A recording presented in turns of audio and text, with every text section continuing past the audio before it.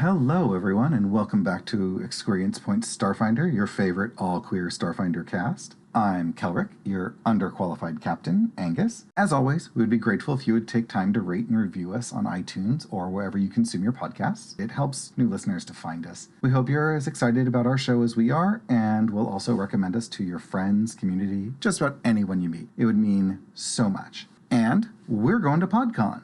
Well, Kenny and I are going. Everyone else will be with us in spirit. It is this weekend in Seattle, Washington, January 19th and 20th, 2019. Come say hi if you're in the area and get one of our cool new business cards. They're pretty snazzy. Stay tuned after the episode for some more exciting announcements and a message from another queer podcast called Queer Dungeoneers. It's an actual play podcast in the dungeon world about being who you are by being someone different. Also, if you're looking for more Starfinder in your life, check out our sister podcast, Roll to Fail. They are super fun and have a wonderful cast, an amazing DM, and just this great blend of homebrew and the Dead Sun's adventure path. It's a really beautiful blending and just great. Some really fantastic NPCs and character work. This week on EQP, we find our crew being transported all through time in the record banks of Timeless. We learn about Eve and 18 and realize things are even bigger than we already thought they were. There are some big decisions we have to make after this, so buckle up and get ready for the history lesson in episode 34,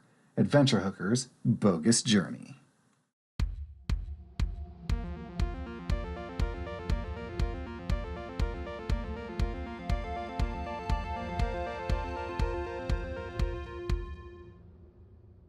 Greetings, adventure hookers, and welcome to Experience Points, your favorite queer real play Starfinder podcast. God, that's a mouthful. I am, as always, your host and GM, Miyu, and joining me today is our fabulous cast. Hello, I'm Kelric, and I play Angus. Hi, I'm Britt, and I play Mordax. Hi, I'm Kenny, and I play Absco Cash. Where am I? Maybe it's when am I? I'm Steph, and I play Eos Nabari. And Mordax, I believe you have taken some notes on this peculiar situation in which you have found yourself. Yeah, all right. Mordax's personal report, supplement? Volume 1, I think. I don't have access to my files. I had to borrow a piece of paper from one of our new companions. Like a piece of actual paper, not plastifilm or stone paper. Actual tree paper. I'm getting ahead of myself, though. We find ourselves in a very strange place after we went through this anti-technology field into the city of Timeless. Silverblade is here, but not. It's a bit jarring. Eos got sucked away into who knows where, and then we were all suddenly in this big desert being greeted by a party of really interesting folks. They're going to tell us some stuff, I think. I'm not really sure what's going on. I think we're all kind of confused. And that pretty much sums up the general feeling. Yes, where we last left off, you passed through the anti-technology field. The creatures surrounding Timeless seemed quite perturbed when Brawblade managed to make it through and continue going. It seems as though Brawblade's general technology has been shut down, but Bra is using his fungusy self to push Brawblade forward. Bra's gonna be you entered. Oh yeah, Bra's getting ripped right now. Fungus ripped, you know. Their spores are massive. But Ew. massive spores. So you did find a central spire that seemed to be the only place worth going to. It seemed like one of those places that is obviously further adventure waits here. So you headed in that general direction. You found a breach in the wall, and then you were able to get inside, where you found a couple of signs, one written in a language I believe you were able to identify as Draconic, but unable to read. The other one written in Celestial, which said records this way. So you went to the records. There was a single terminal, and Eos gave a moving speech about faith, at which point she demonstrated her faith and got poofed away into somewhere. Eos, while you were poofed away, you met Hologram of Eve. And then you all found yourself in the dry, choking desert air. Without environmental. It was awful. Yeah, just kind of dropped in the desert. And then some very odd characters approached you. There was a tall man in full adamantine plate, wearing a golden mask that looked like a pharaoh's burial mask. There is, on his shoulder, this little tiny bald guy that looked something like a halfling, but way smaller. There was a cat person, a catfolk, wearing the Egyptian kind of bob wig and very, very nice Egyptian clothing with a holy symbol of Callistria. And acting as sort of a bodyguard to this religious cat was an android, which doesn't make a lot of sense given that you have decided that you are back on Galarian, thousands of years ago, judging by some of the signs you were able to pick up in the sky. And so they have joined together with you and figure it's about time for them to set up camp. And would you care to join them for the night? I believe we said yes. Yes. I believe there's also a sandstorm coming. Yeah. There is indeed a sandstorm coming. And so they find a small cave in a canyon that is nearby. And everyone gets in there. And now this is where we pick up. This is the opening scene for this episode. Cameras open up on the interior of the cave. There's a fire going. You're all gathered around, staring at each other as you both find each other's group quite odd. And action. Why is the air so dry? Wherever Eos is, Mordax is behind-ish to the side of Eos, on the opposite side of the cat person. Just... Which I'm sure you Okay. appreciate. Trying real hard not to side-eye, but side-eye. Specifically, Absco, you ask, why is the air so dry? Mm-hmm. And that little short halfling kind of person comes just walking up to you. I mean, his head doesn't even clear your kneecap now. Just looks way up at you and he goes, I don't know. I can't tell what the air's like up there. Oh. And then he tall grabs jokes. onto you.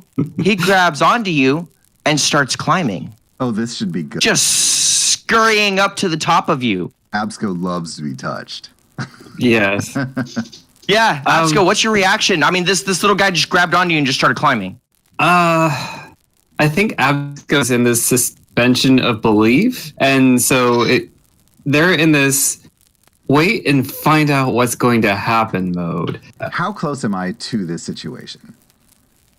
Oh, y'all are all in a cave waiting out a desert sandstorm. What So would be the y'all are all in role- a fairly... What would be the role for me to pluck this person off of Absco and just hold them at the height they want to reach? Correct. So That's Pathfinder rules, that would be a CMB. Uh-huh. So you'd be making a melee attack as a combat maneuver. Okay, I just want to make sure I'm not fighting. I'm just plucking them off of Right. Absco. It's a 17. 17 comes nowhere close. This guy seems to have been built specifically for the ability to climb people. And you go snatching, and this guy's already swung around on the backside of Absco, crawling up like underneath what seemed to be your shirt, but it's not there. So now he's on the back and just gets up to your head and sits up there and feels around and goes, no, the air's about the same up here. I don't think you understand that is exceptionally rude where we come from. You ask before you touch a person. Consent is important. And I'm looking him right in the eye. Please get off my friend unless you ask them to be there. Cocks his head. This is a puzzling concept you have brought up. Great. And then he like leans his head so he's upside down. His face is upside down in front of yours, Absco, sitting on top of your head, and he's like, and he's got this little ion stone going around his head, and he goes, "It's not cool that I climb you?" I mean, I'm not even sure we're still here. Permission would have been nice, but I can't fault your methods. No, I suppose Yes. the air could have been different up here.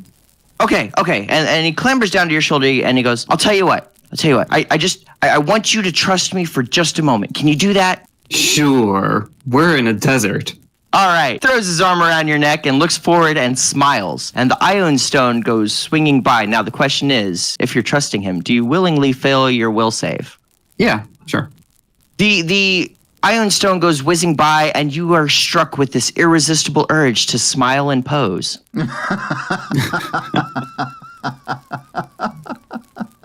Fantasy selfie.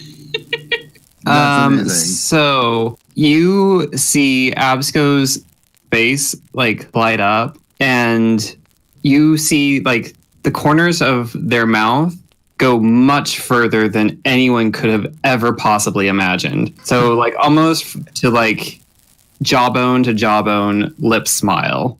Oh, you're making Britt almost gag. That's amazing. I'm just picturing like Pennywise right now. Oh. The Ironstone whips around behind you and whips around in front, and there's a flash.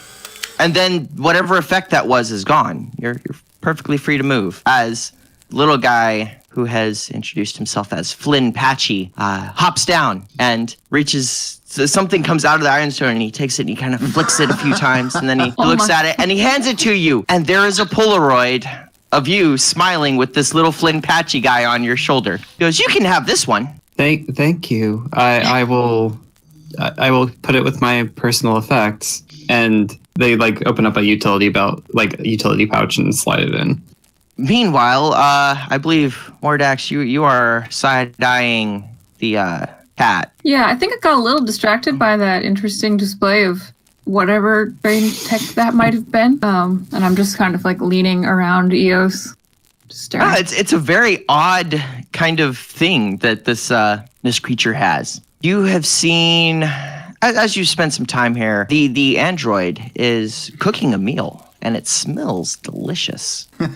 The cat, Callie, has been, well, as soon as she got in the cave, she like pulled off all of her outerwear, and you can, and now she's wearing what would basically look like a belly dancer's outfit. Very, very revealing kind of outfit, and you see tattooed on her the holy symbol of Callistria.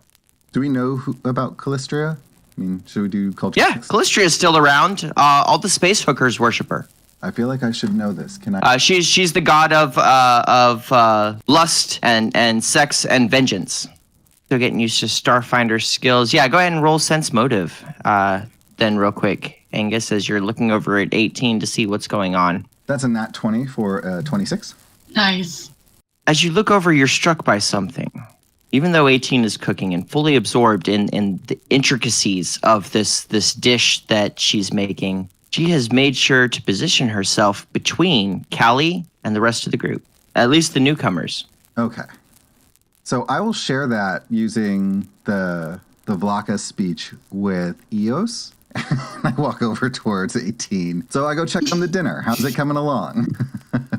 You step up and just at the moment that 18 does the little Salt Bay thing. Finishing, you are struck. There's these beautiful flatbreads and roast meat of some sort, but it's got this little sauce that's made with honey and wine, and there's just this beautiful dish being made here. It smells nice and fragrant with all these spices, as you see that 18 has a very special spice rack that she's opened up, and it's full of spices and has cookbooks, and yeah.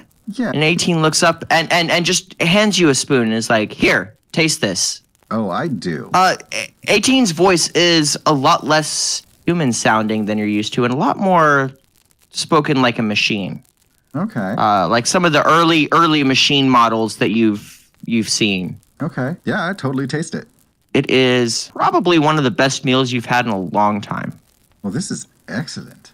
Absolutely amazing. So 18, could you teach me how to make these flatbreads? This is quite handy. And this honey dip sauce thing is fantastic. And so I try to engage them in like a little quick cooking lesson. And as I'm leaning down, I sort of like motion to the other three in the party to talk to other people. Who knows how Mordax has like no chill right now, so her eyes just get like super wide.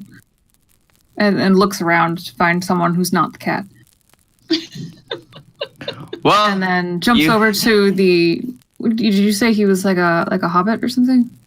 Yeah, like this little short bald guy. Okay. He's actually shorter than you. Okay, I'll go over to him. How tall is he specifically? like 18 inches tall. Holy. Okay. Wow. That is. Yes, he's very, Half my very height. short. Yes. Pixie. Hi, I'm Mordax. He looks up and goes, Mordax, I am Flynn Patchy. Yeah. Can I climb you? That, sure? Cool. And then he just like climbs up and sits on your shoulder.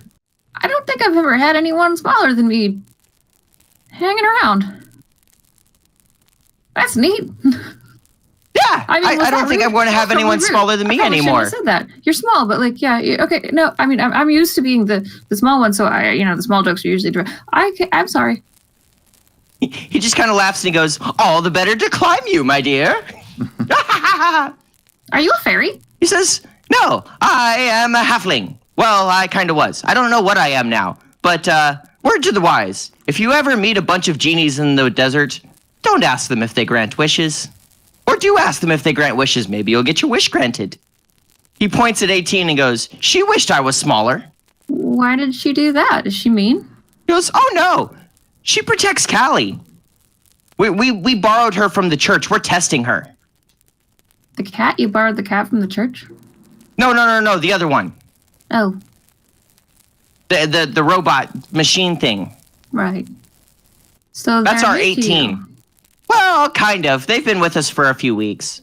They're really, really good. They got this really cool thing where their arm, it goes Really? and sometimes it goes pew pew pew pew pew. That makes a lot of sense to me, actually. It does.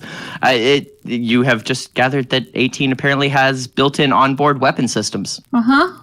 18 has stood up and has gone just like stock still, just staring at you. You feel that you, Eos, feel that sense of like someone staring at you. But everyone else, you see, 18 has jumped up from dinner, from helping teach Angus how to cook this flatbread, and is just standing there. You even see one of the panels on her arm like flip open, I want to see. and is just watching. I want to see if I can memorize what I see there, as far as the internal workings of 18, because we're on a mission dealing with this person. All right, give me a perception check. I'm so good at these, and I'm not. It's a 12. Sorry, can't help you. You are struck by how primitive the technology is, but you're also struck by how advanced the technology is compared to everything else around you. Okay. It would be like finding like an 80s cell phone in a caveman's cave, you know? Could I use that? Very advanced for the time, but not hardly advanced for where you are. Could I do an engineering check real quick? Mm-hmm. Ugh, even worse, an 11. Ugh, never mind. Fine. In fact, you have no idea how any of this is even functioning. Boo. No obvious power source. No, you're checking, like surreptitiously checking your little tools that you would use for taking readings and stuff. Mm-hmm. There's some low level radiation coming from her, but nothing that would indicate an actual power source that at least that you would recognize. Okay. And as that's going on, 18 goes, "We have company." Yeah, as you follow 18's gaze, you see 3 masked, hooded, robed cultists jump out of the shadows. 18 immediately jumps in front of Callie and puts her hand on her, pushing her back. The open panel on her arm, this device comes out of it, and she holds it out in front of her and blasts off 3 back-to-back-to-back blasts of force energy. 2 of the cultists kind of jump out of the way. One of them takes a full shot straight to the chest before collapsing in a bunch of fire that explodes. What would y'all like to do? You've just been jumped in this cave. There are 2 cultists. Absco, get with Mordax. Eos, I'm coming to you. And I'll jump in front of Eos and immediately photon attune, and then wait to see what the rest of their party does. Eos, you've heard the unmistakable sounds of combat break out, along with 3 discharges from. Just make a perception check. Alrighty. Eos. No penalties. This is an auditory-based perception check. 15. Something about that discharge frequency seems familiar, and you remember it having struck you as odd. You've heard it before. So it brings back a memory, but you can't quite place that particular discharge frequency.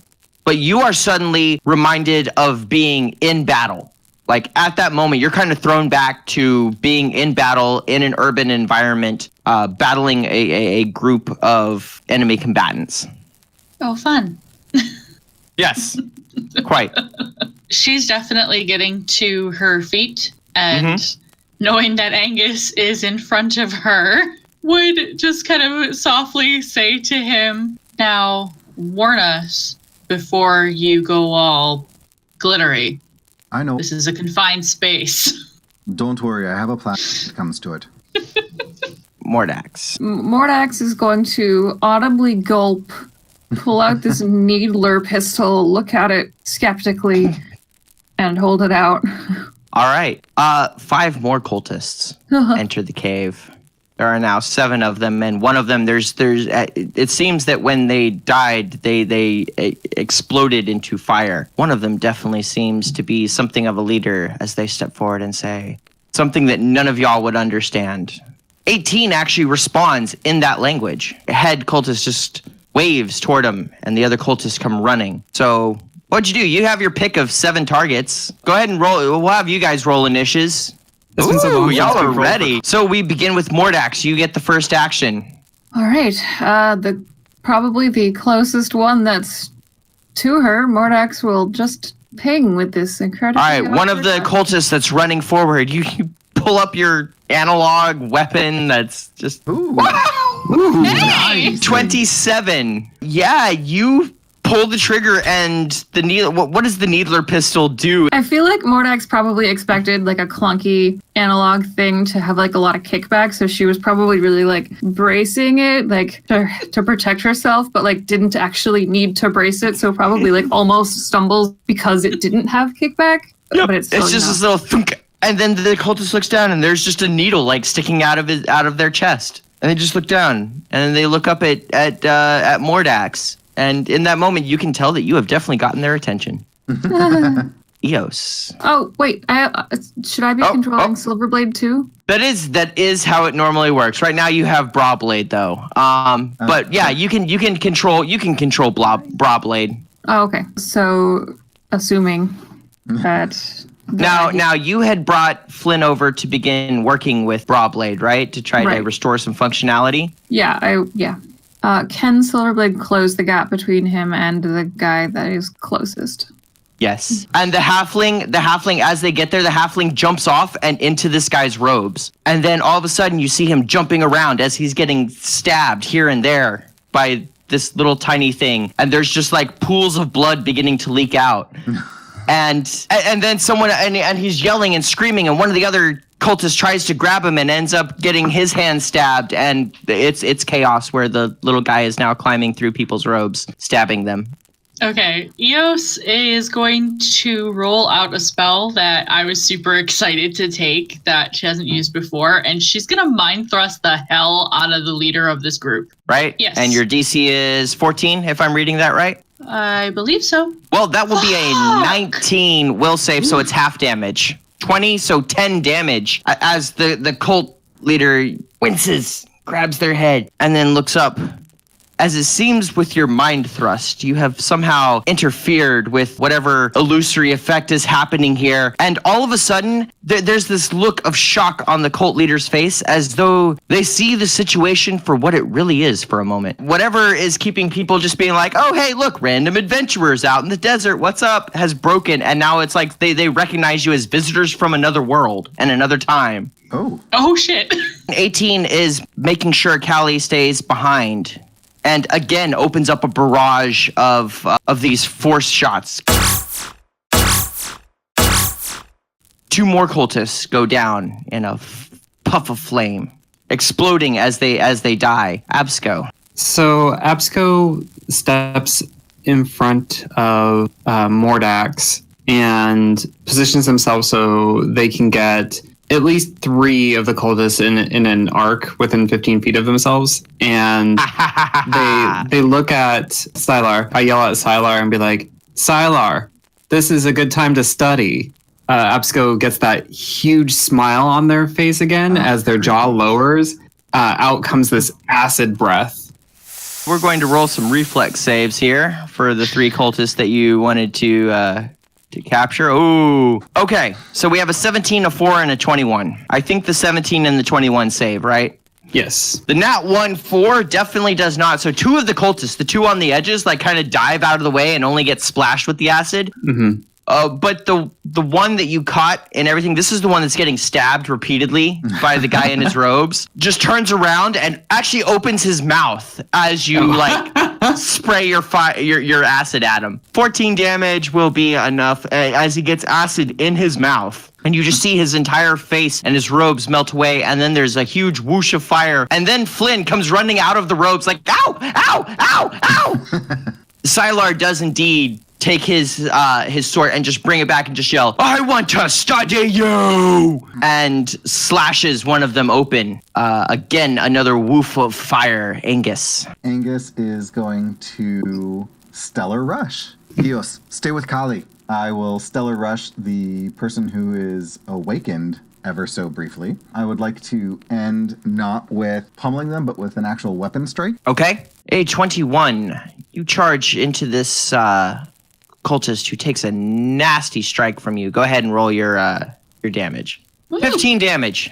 You cut them open pretty good, and then something seems to snap. In common, they say, the Pharaoh shall rise again. You will not succeed, no matter what friends you bring. And then that target disappears. As you look around, all of a sudden the scenery shimmers and changes. Everything grows transparent. Before all of a sudden, the entire world around you is yanked from beneath your feet. You are spinning, tumbling through darkness, being ripped apart into a million tiny pieces, and then slammed back together again. This time, when you come to, you're in an entirely different area. The air is moist, heavy, crisp, and chill. You can feel yourself on a bunch of grass. Those of you who can see a lake. A large lake. You're in sort of a boggy kind of swampland. Not far off, there's a city, a very old kind of looking city. Like it's like someone made a whole city out of tree fort kind of stuff. A lot of wooden buildings and a wooden wall. So it sounds like you're saying what Eos would smell would be fresh water, decay, and just that earthy kind of swamp smell. Yep. And the air is now, where the air was dry and hot before, now it's moist and cold. There's quite a bit of sound coming from the city off the side. It still seems like a fairly small town. There's quite a bit of loud noise coming from there. As you look up and you see a stream of people leaving the city. Before long, you are approached by this little, maybe 2-foot tall frog who is wearing a suit and comes walking up to you on his hind legs. And he goes, "You there! What are you doing? You must get going. We must run away. Quick, go to my castle. You should not be away from the people like this." He goes, "Did you not listen to the speech Mistress Queen Eve just gave? There is an army coming. We must flee for our lives." Eos, come with me. What's your name, friend? And I'll start walking with them. He says, "You may call me Apollinaire." You get to the gates to the city just as the last stream of people are leaving. There seems to be quite a controlled panic as a couple of people wielding these little, very archaic swords. They stop you and they go, "No, the city is closed. Everyone must leave. Don't you know there's an army of 2,000 soldiers on their way here? They'll be here within an hour." We're here to see Eve. "Oh, backup from the capital. Excellent. Perhaps that means the armies have almost arrived. Go. You'll find her down by the docks." You run through the abandoned city. And as you get to the docks, you see, with her back to you, the long blonde hair and the blue robes that look a lot like Eve that you saw Eos, but you wouldn't see it now. But you catch a whiff of a scent. And it was the scent that you were breathing in that other encounter with Eve. As she turns around, silver scales cover half of her face, down her neck. Ice and cold is just radiating off of her like this little mini blizzard. And she turns around and says, "What are you doing here? You should escape." We're here to help. We can't do that if we're evacuating. She looks as though she's struggling, and she says, but for the moment has sort of taken control as the ice and snow starts to kind of diminish a little bit, and she goes, "Help, but you," and then she stops, and she really looks at all of you. And Eos, you can feel all of her attention on you. As she steps up, walks right up to Eos, and she goes, "There's something about you. What is it?" "May I?" "Please." And she'll reach out and lay her hand, hopefully, on Eve's arm. It may waver a little, just because she isn't quite as familiar with to show her when they met in the hologram, and then take her hand back. "You sent us here." Kind of cocks her head a little bit. "Well, I'm sure I had a good reason for that." And she just says, "May I?" to you, Eos, like in your direction, in a way that you know that she's talking. You feel that she is talking to you. "Yes." You all see Eve reach out, and the snow and ice seems to coalesce around her hand. As she lays her hand across your eyes, Eos, you feel ice just form across where your eyes are. And then when it melts away, your eyes are working. The augments are working? Or The augments are working. Thank you.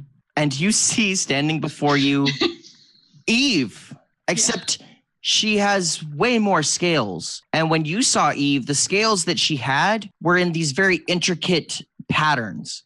This is just a mass of scales. And Eve kind of doubles over in pain a little bit. She goes, "Oh, okay. If you want to help, then I need you to guard the back of the caravan as they leave. Don't worry. I have this under control.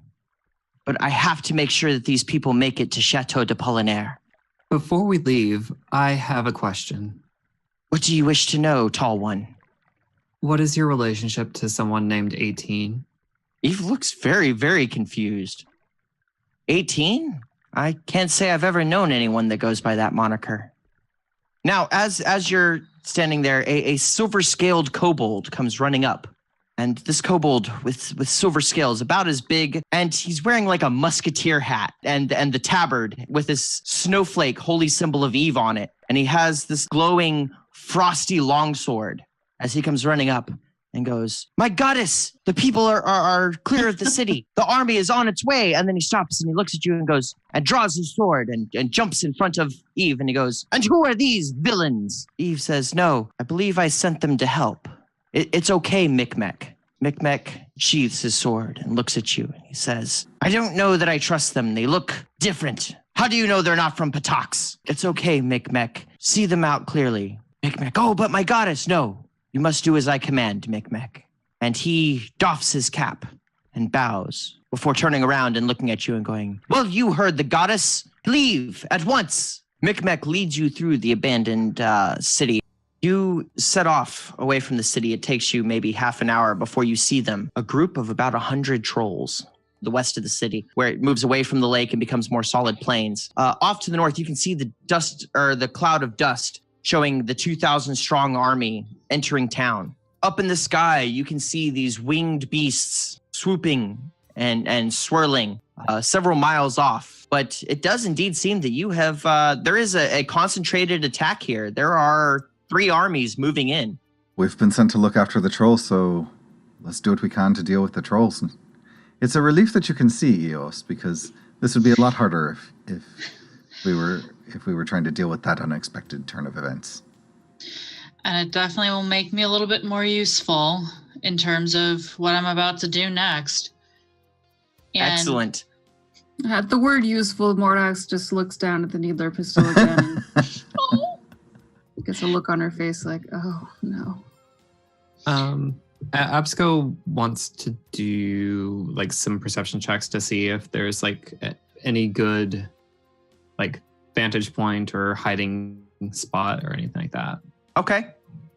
Okay, so that's a 13. Absco, you're used to the environments of, concrete walls and plasteel corridors. This whole like wide open nature thing, this is a little harder. And you're on open plains that go into like fairly open swamp. So for miles around, there's not any really great hiding places.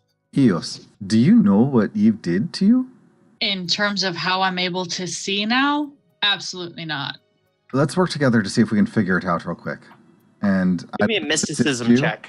I'd like to Okay. assist you with a mysticism check. I got 16. For a total of 18 Okay, total of 18. with the aid? Okay. Yes. It was you recognize the touch of the divine. There's also a whole lot of arcane energy wound up in it, which you're not as familiar with.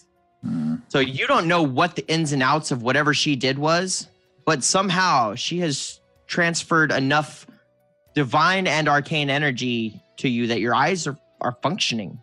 It is what one would term a miracle. Well, I don't think we can match that to get Mordax up and running. So I think we'll just have to deal with what we can do. If I could duplicate it. In this moist, humid environment, though, within the past hour, as you've been moving, you've seen that Silverblade seems to be moving more like its normal self. Almost as though Brawblade has gotten a lot stronger. So I noticed that, and I'm just gonna push a couple buttons and see if I can do any of my control-y stuff that I usually can. Yeah, actually you can. It seems that somehow Bra has tapped in enough that as you hit the buttons, you have just enough juice providing just enough trickle of energy that he's able to pick up what the signal is and know what you want him to do. Cool. Mordax looks a lot more comfortable now. So I'm assuming while we're doing all this, we're trying to position ourselves wherever these trolls Yes. might be coming. Just so that we can... And so you are able to position yourself quite easily between the trolls and the fleeing couple thousand citizens. Okay, so I have this nifty cantrip called Ghost Sound. Hmm? And Eos is just going to start casting it like mad, kind of like behind she's trying to confuse the trolls as to where they're looking for the people. So casting it so that it's like behind them, to the side, anywhere but where the people actually are. To just try and All like right. thin out the massive army. How does Eos do this? I Yeah, think I we thought stick with the back of the caravan. Because our whole goal is to defend them, right? Yeah, that's what Eve had asked us to do. So I think that's what we do, is we stay, Okay. let them get some distance, and then we do a rear guard action. Does that make sense to everyone All right. else? What are you thinking? You do not look like you agree, Kenny. So No. That's exactly. what do you think, Steph?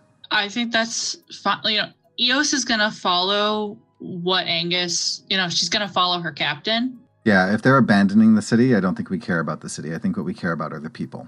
Yeah. So I will tell you, it's probably a good thing you didn't stay in the city. Here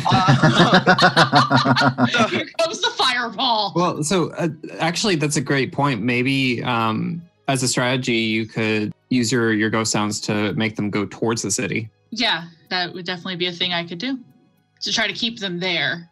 As you are escorting this group from the city, probably about an hour outside of the city, you've been watching the trolls coming, and they're coming a lot faster than you can move, and you see them approaching from a more southerly vector. You can see from the dust and stuff that the army has hit the city, and you're starting to see some smoke and fires going up from the city itself.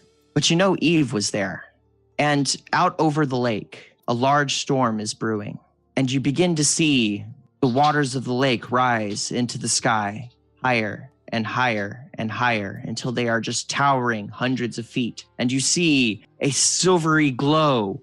It looks like a huge snowstorm happening about 200 feet in the air. And then all of a sudden, all of the water from the lake rushes forward in a great tidal wave and slams into Fort Wharton, washing away the entire city. And then that flying snowstorm flies overhead in a great big swoop and heads up to the front of the group.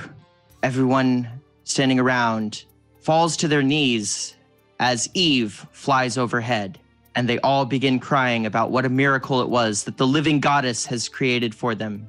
She has saved them. Then all of reality fades around you, and you feel the familiar feeling of being torn apart and slammed back together again. It's a lot less disconcerting this time. And this time, you see yourself in a frozen landscape. Just that suddenly, you're in a frozen landscape, but you don't feel cold. There's ice and snow everywhere. Does this still feel like we're on Galarian, or? No. Okay. We're where No, it doesn't. Eve, aren't we? You feel, as a matter of fact, give me a mysticism check. I feel like 18 is a pretty lucky number for this group. I rolled a 9, but with a +2, it gives you the benefit of a +2, so 20. Eos, you recognize pretty quickly that you are on another plane of existence. We're in the elemental plane of ice. Quite possibly. I'm taking a guess in the dark. Yeah, quite possibly. You're on some sort of extraplanar space. Whether it's specifically the plane of water, the elemental plane of water, or whether it's some other elemental plane. You can't tell what alignment this plane is, but you're on somebody's personal domain. Would it look familiar? Well, given all the snowflake symbols around, all the silver snowflake symbols around, and the vast number of kobold-looking things. I just asked because Eve had pulled her into what sounds like a similar plane at the start of all of this. So I just wanted to see if it was the same place. But that was weeks ago. How do you remember? This is where I went, but before the desert, when I guess I winked. I don't know what it looked like for all of you, but I was suddenly in a place very much like this, and I met Eve, a hologram of her from our time. So it looks like now we're in her domain? Well, I think the whole point of this is that we get to see different parts of Eve's life. So let's just go find her so we can get on to the next step. I want to know everything we can possibly know. Well, there is you're right outside of a giant castle. So, that's probably not a bad place to start. Yeah, going up and knocking. Oh, you walk up to the doors and a pair of silver-scaled kobolds open the doors for you and welcome you to the court of the goddess Eve. As you step in, you see a long hall with a throne at the top, and standing in front of the throne is an android. Definitely had a lot of upgrades since the last time you saw 18 in the desert, but it is definitely 18. And 18 seems to be petitioning Eve for something. I'm going to do sense motive on their conversation. Like, I want to see what the emotions are like. Okay. With the 16, trying to read the emotions of a god and an android is not an easy thing to do in the most normal of circumstances. But Eve looks sad, and 18 seems to be agitated. As you get a little bit closer, you can hear 18 saying, "But my primary directive can no longer be fulfilled. I have completed, or I have failed in my primary objective. If you do not do this for me." And Eve says, "I'm sorry, but I cannot make Callie immortal. Pharasma will have her soul, and that's just how these things go." And 18 looks at her and says, "Then end me, right here. Cause me to cease existing."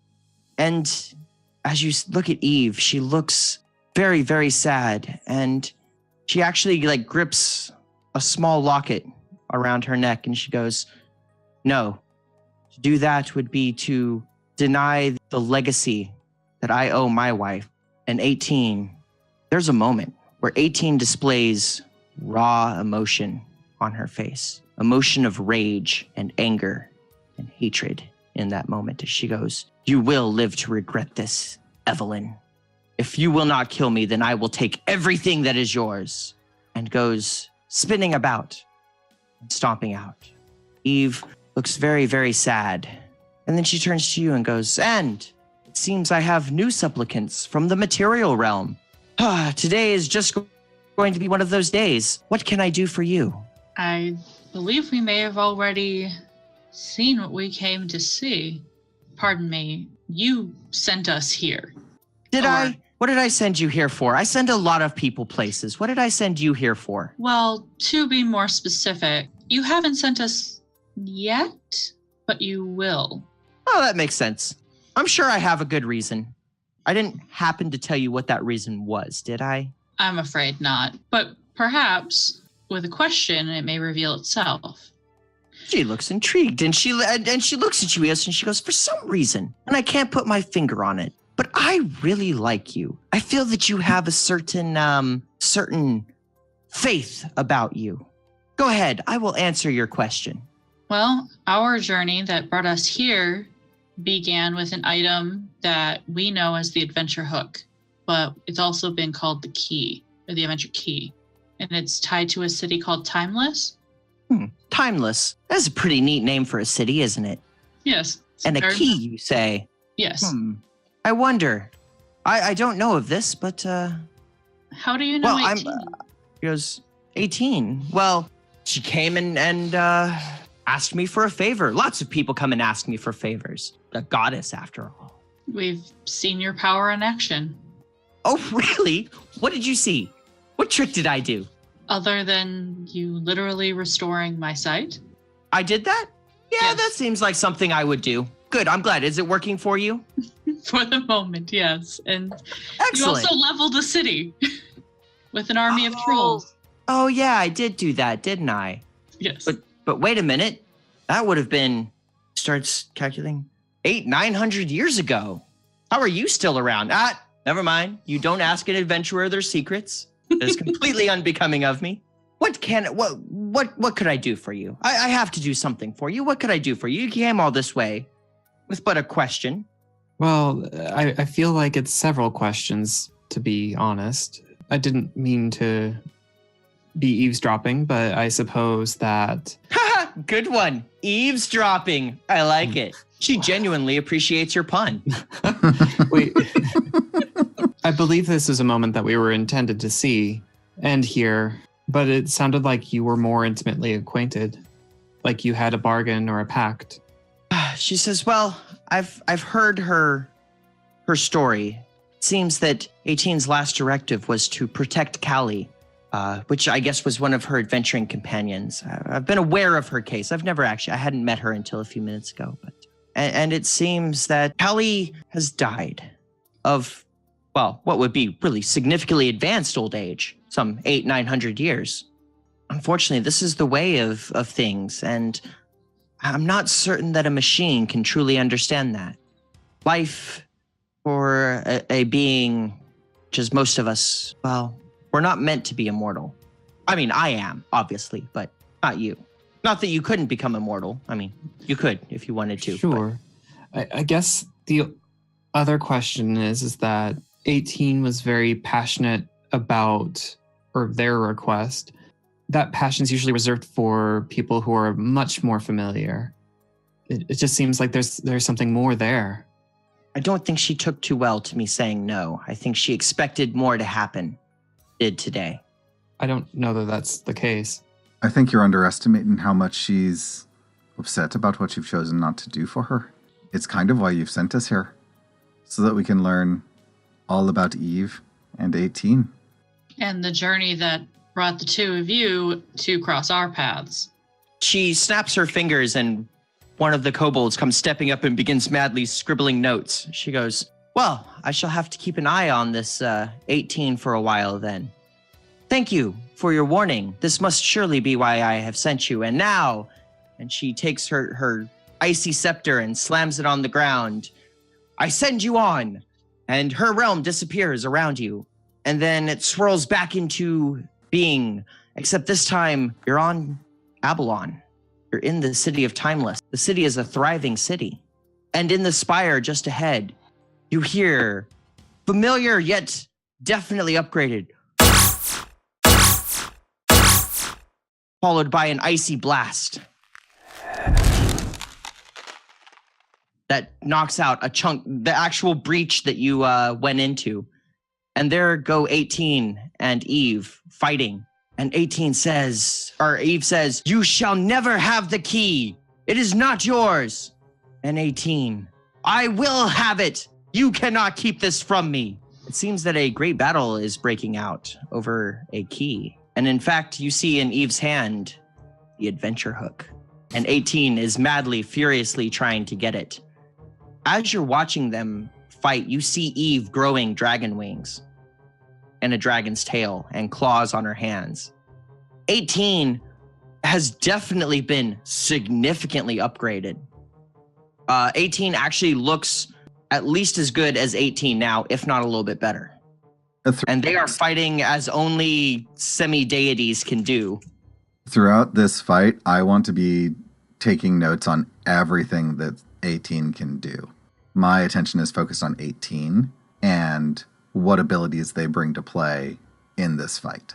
You see Eve try to take to the skies, but 18 holds out her fist and her arm opens up and she just rapid fires a number of shots of this force energy, which hit Eve and actually knock her down, back down to the ground.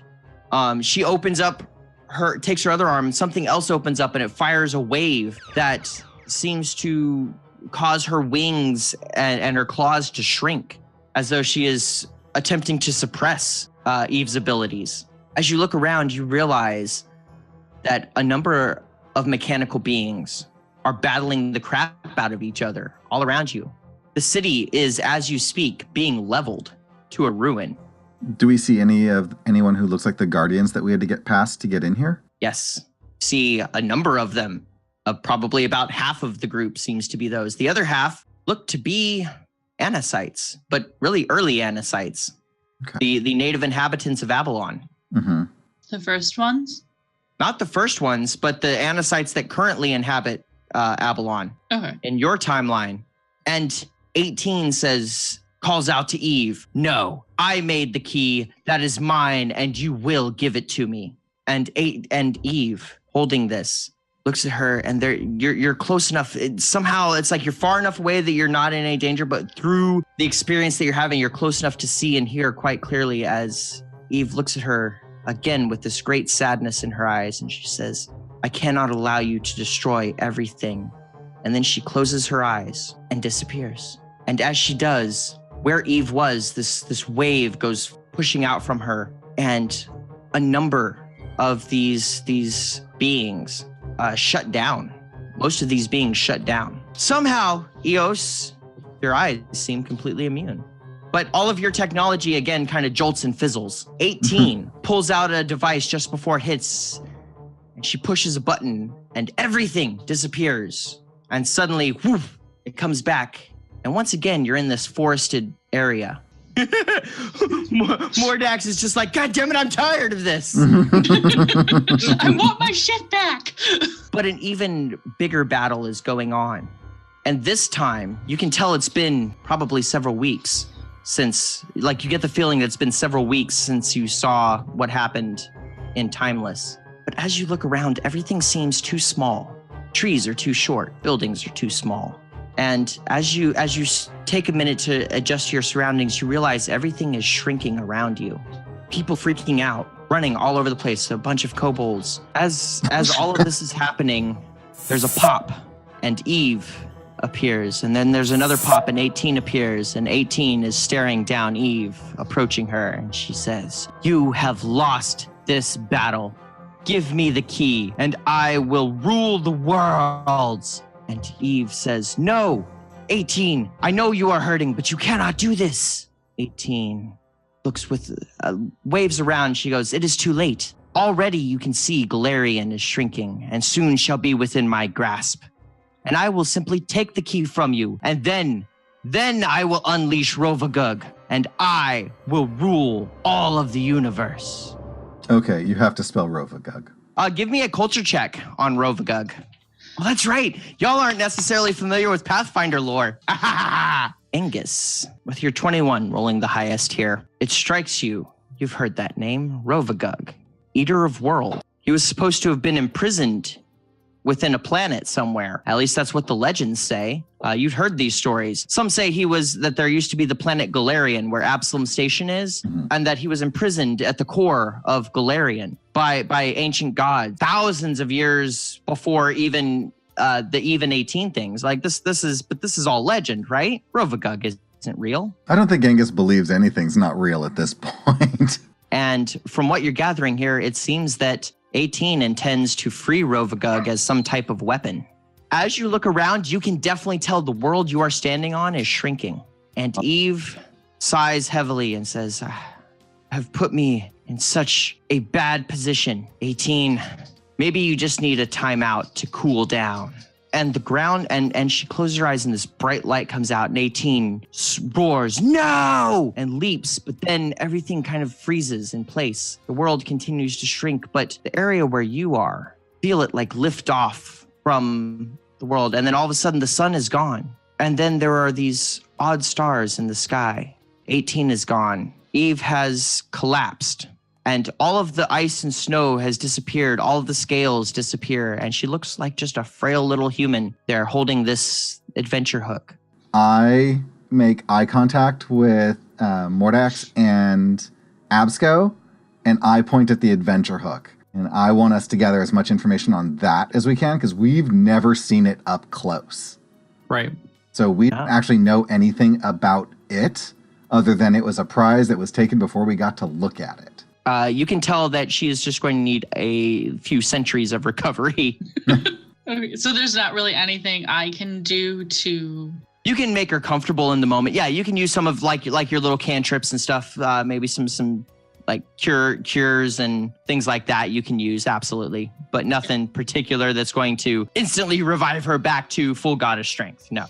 Okay, well then I will definitely use stabilize. I suppose if it applies, because it's to be used to cause a dying creature to stabilize. And I'll allow it. I'll allow it. You focus on stabilizing her. Like that's your thought. You're thinking, oh, I need to stabilize you. And so rather than like stopping her from losing hit points, you stop her from losing any more divine power. Nice. You keep that little spark in there. The adventure hook, as you're looking at it. You know the hook from Moana, like Maui's hook? It looks similar to that, but instead of but carved all along it and inlaid in silver are draconic runes. Okay. But it looks like just some sort of hook. It looks to be made out of you can't really place the material, possibly something similar to bone, but it's definitely synthetic. Absco, do you still have that thing the halfling gave you?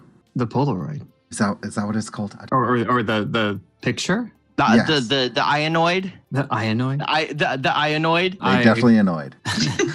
Absco checks their pouch. Is the photo still there? Yeah, you still have the ionoid of you and Flynn. I pull it out. Does anyone have any way of making a rubbing of what's on this adventure hook before we disappear from here? A rubbing?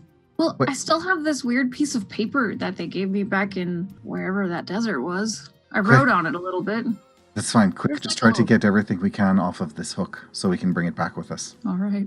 I'm glad I wrote that in. Me too. Do this as you're taking this rubbing and you're giving your ministrations to Eve. A familiar silver-scaled kobold running up.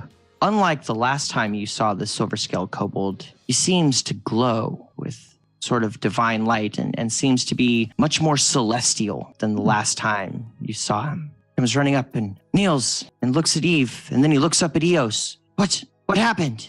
She stopped 18. I did what I can to stabilize her, but my magic is very different from hers. Micmac sighs and he goes, well, suppose at least it worked. We will be safe for now.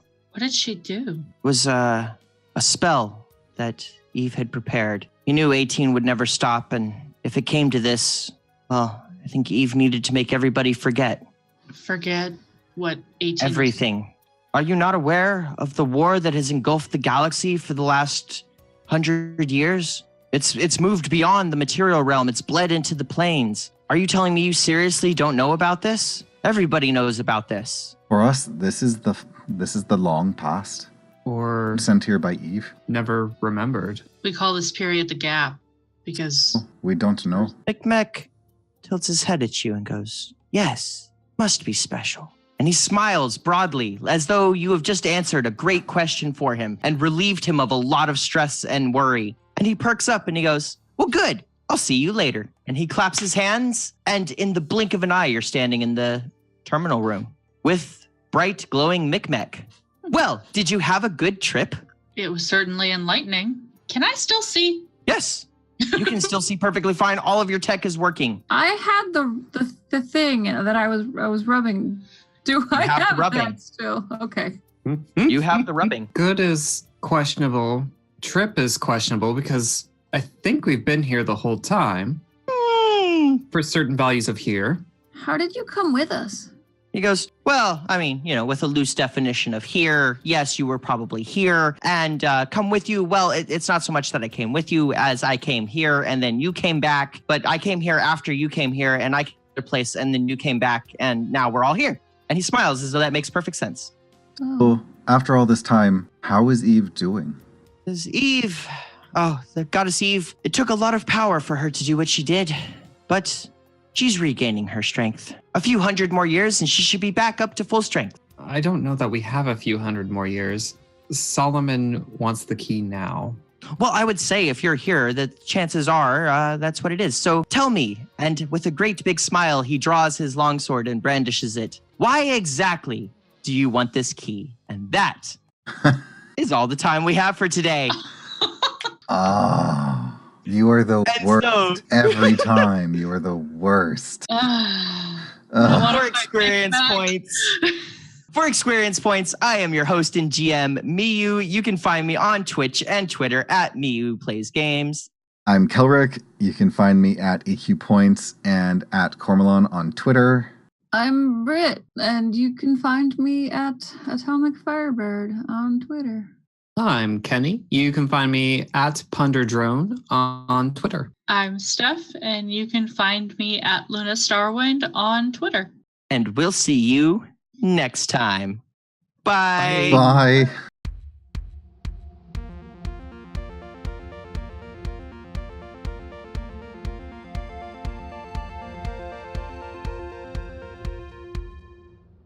Told you I'd be back. Thank you for listening to this episode of ExQueeriencePoints Starfinder. If you like what we've created, then you might be excited to know that ExQueeriencePoints is expanding into a network and adding 2 new podcasts. You can catch Kelric and Kenny on Humanera every other Friday starting January 18th. That's this Friday. Kelric is stepping into the GM seat for this adventure utilizing Numenera, a system by Monty Cook Games. This homebrew campaign is set in a far-flung future built on the bones of previous civilizations. Our 3 explorers are following the commands of the Order of Truth to help people gather information and retrieve magical or scientific items. What could possibly go wrong? And coming to a Twitch stream near you on Monday, January 21st, that's this coming Monday at 9 p.m. Eastern and 6 p.m. Pacific, is Session 0 of Pun Times. The inaugural game will be Slasher from Higher Grounds Games, with Kenny in the role of director. Kelric, Miyu, Callie from Roll to Fail, and me, Steph, will be playing survivors,